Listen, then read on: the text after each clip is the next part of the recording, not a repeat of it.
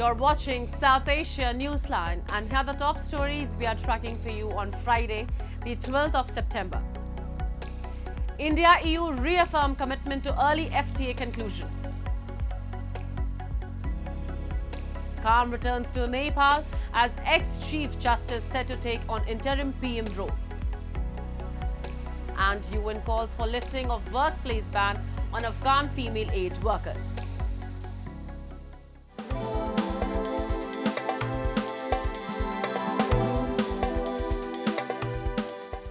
And now for all the details. As New Delhi hosts an EU delegation, India's Commerce and Industry Minister Piyush Goyal has said the two sides have reaffirmed commitment to the early conclusion of the ongoing free trade agreement negotiations. Taking to X, Goyal said that a balanced and mutually beneficial FTA will unlock new opportunities. European Commissioner for Trade and Economic Security Maros Sefcovic and EU Commissioner for Agriculture and Food Christoph Hansen are on a two-day visit to India, where they will lead the negotiations on the free trade agreement. The European Union Free Trade Association's Trade and Economic Partnership Agreement with India is expected to be implemented later this year, once all parties complete their ratification processes. This visit comes amid tensions between India and the US over 50% tariffs imposed by Washington, citing India's purchase of Russian oil.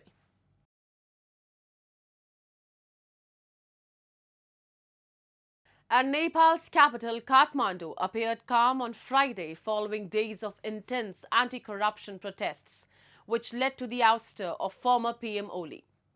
Some Gen Z residents expressed hope of a brighter future with the new interim government set to be formed.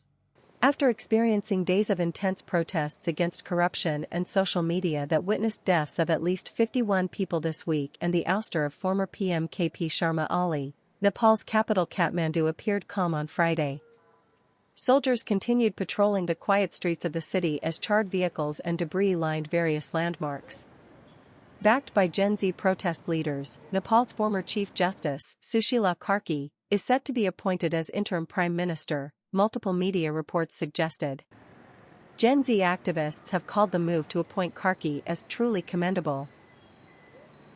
अहिलेको परिस्थितिले समाधान गर्नको लागि चाहिँ जुन प्रधान सेनापति अनि हाम्रो चाहिँ राष्ट्रपति प्रधान सेनापति राष्ट्रपति र पूर्व प्रधान न्यायाधीश सुशीला कार्की बीच जुन एउटा सम्झौता भएर चाहिँ सुशीला कार्कीलाई अन्तरिम सरकारको प्रधानमन्त्री बनाउने घोषणा गरिएको छ यो चाहिँ एकदम सराहनीय छ. Meanwhile, trade resumed at India-Nepal border on Friday after the Himalayan nation started to show signs of normalcy. Hundreds of trucks loaded with goods were stranded on roads at the border, affecting trade and loss for traders of both the nations due to protests led by the country's Gen Z. At least 25 Nepali tankers entered India to get oil as Nepal faces shortage of petrol across fuel stations. Wedged between India and China, Nepal has grappled with political and economic instability since the abolition of its monarchy in 2008. While a lack of jobs drives millions to seek work in other countries and send money home. Moving on. In Pakistan-occupied Gilgit-Baltistan, angry youth staged a protest recently against negligence by Pakistan to provide relief and restore connectivity in the aftermath of floods. Their cries reflected years of indifference. We have a report. In Gilgit-Baltistan, locals staged a protest outside Gilgit Press Club recently, decrying broken promises as floods cut off Yasin, Fandar, and nearby villages. Roads lie buried, medicines are not arriving, and transport has collapsed, leaving families stranded. Youth and drivers warned their agitation will intensify until relief and road access are restored. Gupis तहसील फंडर तहसील यासीन तहसील इंतहाई मुतासिर है इस वक्त. Public बीमार है, मेडिसिन वहाँ पे टाइम पे नहीं पहुँच रही है, पब्लिक ट्रांसपोर्ट डिस्टर्ब है, हमारे ड्राइवर हजरात बेरोज़गार हो रहे हैं और जितने भी जो ना सप्लाई खुराक नहीं है, अवदियात नहीं है, लोग मुतासिर है. और इंतज़ामिया बेहिस इंतज़ामिया ने झूठ बोल के कहा कि हमने रोड खोला है. कोई रोड नहीं खोला है, एक जो है ना ड्रामा रचाया हुआ है. हम ये मुतालिबा कर रहे हैं चीफ सेक्रेटरी से FCNA के जर्नल से कि फील फॉर जो है ना मलबा को हटाए और हमारा पुराना रोड बहाल करे।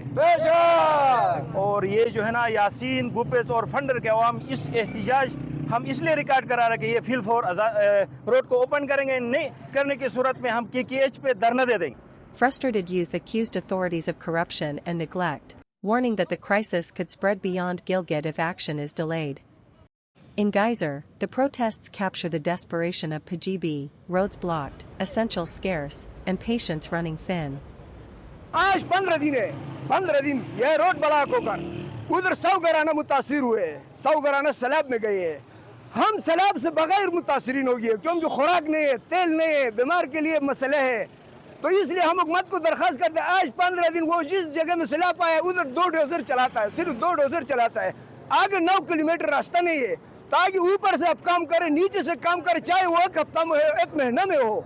हम नहीं कहते कि आप हुकूमत फटाफट हम 1 घंटा बना कर दे दे, ये भी नहीं है, लेकिन काम नहीं करते। हुकूमत किधर सोई हुई है? And the United Nations has urged the Taliban to lift restrictions on Afghan women working for the UN, warning that aid for earthquake victims and other vulnerable Afghans is at risk. Taliban security forces are stopping local female UN staff from entering offices and compounds. The Taliban has imposed more and more restrictions on women's employment since coming to power in 2021. It has restricted them from jobs, education and movement. But earlier, UN women staff were allowed to work under special arrangements. The Taliban requires women to travel with a male guardian, limiting aid access. Meanwhile, the UN's migration agency said that urgent funding is needed to ramp up life-saving aid for families following powerful earthquakes that recently struck eastern Afghanistan. The International Organization for Migration is appealing for $16.8 million to provide emergency shelter and health care for 134,000 people.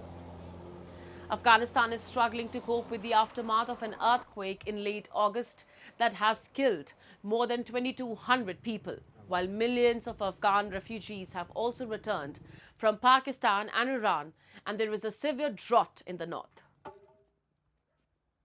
And Bangladesh is increasing power imports from India and output from fuel oil-fired power plants to meet rising electricity demand amid gas shortages and coal plant maintenance issues. Dhaka's power imports, mainly from India's Adani Power's coal-fired plant, rose 70% in the first 7 months of 2025, covering much of the demand surge, reports have suggested. Natural gas until 2020 accounted for about 2/3 of Bangladesh's power demand and is boosting power imports to cut costs due to infrastructure constraints. Industry officials said gas is being diverted for fertilizer, making imports and fuel oil more cost-effective. Dhaka's imports accounted for 15.4% of power in January to July 2025, up from 9.5%, and fuel oil's share rose from 12.6% from 11.9%, mainly to avoid power blackouts. And 8 Indian fishermen from India's Andhra Pradesh and Yanam of Puducherry have been released by a Sri Lankan court and handed over to Indian authorities after their fishing vessel drifted across the international maritime boundary line. The Indian High Commission in Sri Lanka posted on X to confirm the development. Reports suggest the Sri Lankan Navy had arrested them on 3rd of September while they were sailing off the Kanyakumari coast in Tamil Nadu. Sri Lankan authorities issued their release letters on Thursday after verifying documents confirming no evidence of illegal fishing activities.